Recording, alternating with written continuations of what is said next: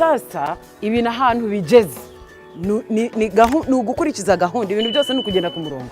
Icyambere abatipe babwiwe. Hello friends, ndagusuje udahwema guhoza amaso yawe n'amatwi yawe kuri Fungarase TV show. Uyu munsi tugiye kuganira kuri umwe mu banyamakuru cyangwa se abashyushya rugamba bakomeye muri iki gihugu cy'u Rwanda. Uyu nguyu yitwa Anita Pendo. Uyu ni umunyarwandakazi wavukiye mu gihugu cya Uganda mu mwaka wa 1986.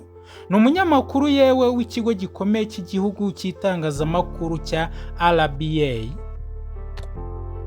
Anita Pendo ni umunyamakuru wabigize umwuga, akaba yewe akora n'icyo bita MC cyangwa se ibyo twakita umushyushya rugamba. Si n'ibyo gusa kuko buriya mu birori bitandukanye ajya abasha gukoramo ubu DJ kuko abizwiho cyane, kuko arabishobora cyane mu bijyanye no kuvanga umuziki, ikinamico, umubyinnyi, kwamamaza ndetse n'ibindi byinshi bigiye bitandukanye. Ibyo byose uyu nguyu arabishobora cyangwa se anabiweza.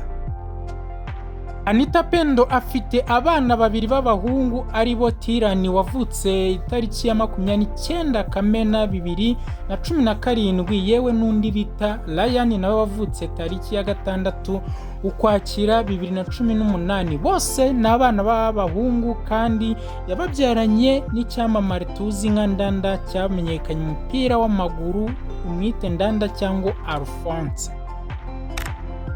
Ikindi wamenya neza nuko aba bana bombi bari kwiga umupira w'amaguru cyangwa se bari kwitoza ijyanye no gukina umupira w'amaguru. Aba bakaba yigira mu ishuri rya Dream Teams Football Academy, iri riyoborwa n'uwo bita Jimmy Mulisa, akaba yarahoze akinira APR FC n'ikipe y'igihugu y'Amavubi. Ndagusuhuje.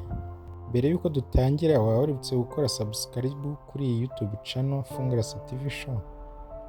Anita Pendo najya wema kugaragariza abana be urukundo rukomeye cyane, aho agize hose agenda arugaragaza cyane ko yigeze kubinyuza ku rukuta rwe rwa Instagram, agafata tatuwaje akayandika mu mugongo cyangwa se ahegereye ibitugu. Ibi ngibi bikagaragaza urukundo umubyeyi aba ari gukunda abana be. Iki kintu ni ikintu kiba gikomeye cyane.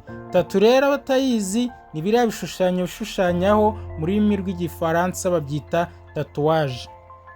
Uyu munyamakurukazi umenyerewe mu kiganiro Magic Morning, iyo ni radio ya RBA yitwa Magic FM. Uyu nguyu aba ari kumwe n'uwo bita Mazimaka cyangwa se umwite Jafeti. Abangaba bombi iyo bahuye harashya hagakongoka. Noneho wagera kuri The Flight ninjoro aba ari kumwe na DJ Bisoso, yewe n'uwo bita Gitego kuri RBA, televiziyo nkuru y'igihugu cy'u Rwanda. Ahangaha rero naho biba ari umuriro ukomeye cyane. Uyu nguyu yamaje kumenyekana mu bintu bigiye bitandukanye hirya no hino, mu binyamakuru bitandukanye, mu mavideo y'indirimbo hose abagiye arimo, yewe ugenda umusanga no mu bindi bikorwa bigiye bitandukanye, mu mafilimi n'ibindi byinshi tutarondora.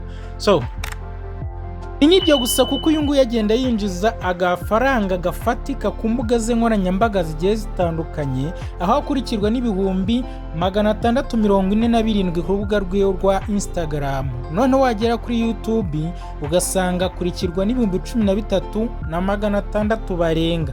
Urumva yuko uyu nguyu ni icyamamare, arazwi, amaje kumenyekana henshi cyane. So uyu munsi rero reka tube tugarukiye kuri aya mateka yiwe amwe tuba tubaciriyemo. Ubwo ngubwo rero duhurire mu bindi biganiro byacu biza gukomerezaho. Iyi ni Fungarase TV show. Niyibagirwe gukora subscribe utarayikora, nawe wayikoze turagushimiye, urakoze cyane. Dukomereza aho ngaho. Nge bumvaga nitwa Mwizerwa Patrick. Ciao ciao, turi kumwe, murakoze cyane.